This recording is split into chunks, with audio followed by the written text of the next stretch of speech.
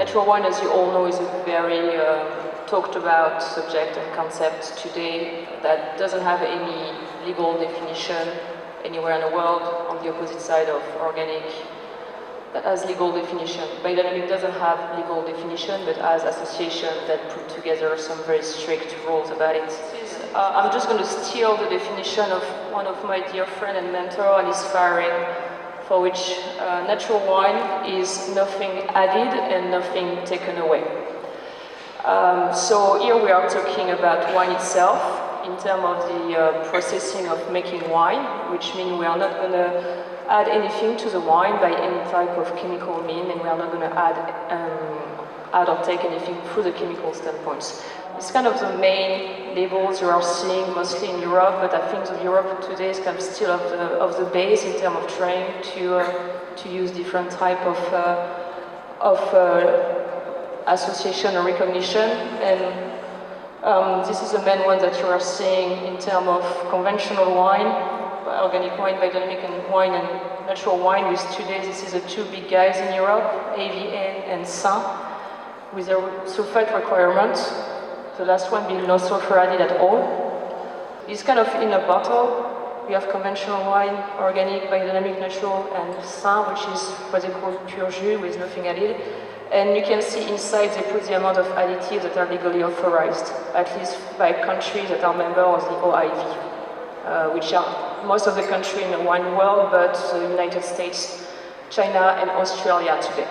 So the idea is to say natural wine is going to be the last one when you don't add anything, because you can make wine without adding any type of additives for stabilization, but a tiny bit of bisulfites.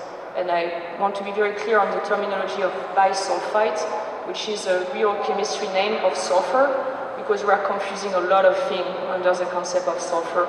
So the SO2, we will call it bisulfite. For me, this is the end product, and I'm very interested in working with natural wine, not because necessarily of the end product. But our job is all about one thing, which is trust.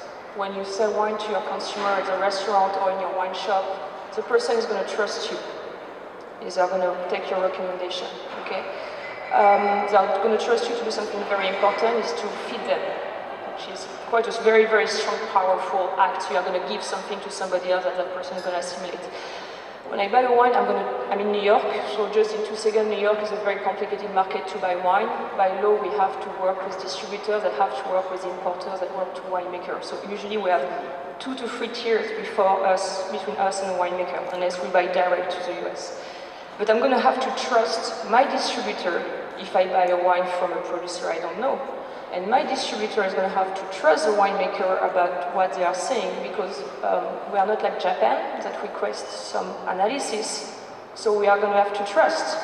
So we need to realize it's all about trust today in an industry that doesn't want to put a legislation, a mandatory legislation for ingredients.